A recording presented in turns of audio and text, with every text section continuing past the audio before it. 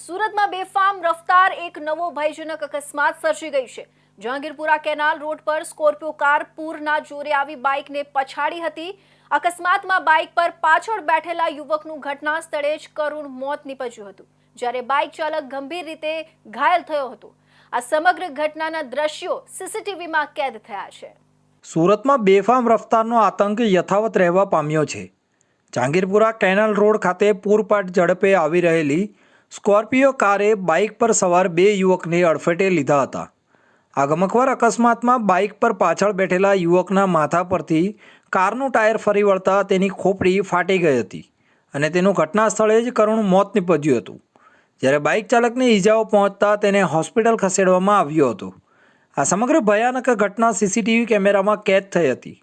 મળતી માહિતી મુજબ મૂળ રાજસ્થાનના અને હાલ સુરતના પાંડેસરા વિસ્તારમાં આવેલા કૈલાશનગરમાં 40 વર્ષીય કાલુરામ ઉદયરામ સુથાર પરિવાર સાથે રહેતો હતો અને ફર્નિચરનું કામ કરીને ગુજરાન ચલાવતો હતો। ગઈકાલે કાલુરામ તેના સાથીદાર મનોહરલાલ નારાયણલાલ સુથાર સાથે ફર્નિચરના કામ અર્થે BR પાર્ક સોસાયટીમાં જઈ રહ્યા હતા। મનોહરલાલ બાઇક ચલાવી રહ્યો હતો અને કાલુરામ તેની પાછળ બેઠેલો હતો।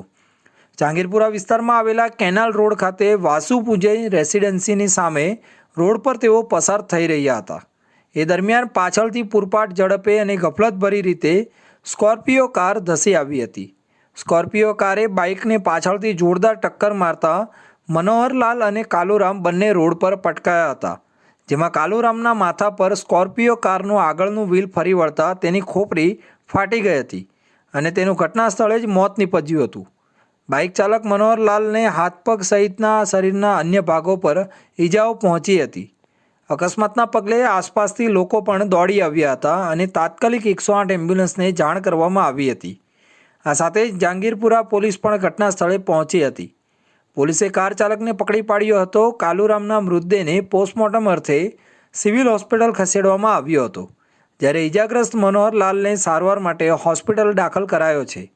મનોહરલાલે જહાંગીરપુરા પોલીસમાં સ્કોર્પિયો કારના ચાલક 22 વર્ષીય નયનકુમાર નાગજીભાઈ ભરવાડ સામે ફરિયાદ નોંધાવી છે। આ અકસ્માતની સમગ્ર ઘટના સીસીટીવી કેમેરામાં કેદ થઈ ગઈ છે, જેના આધારે જહાંગીરપુરા પોલીસે સ્કોર્પિયો કારના ચાલક નયનકુમારની અટકાયત કરીને વધુ તપાસ હાથ ધરી છે।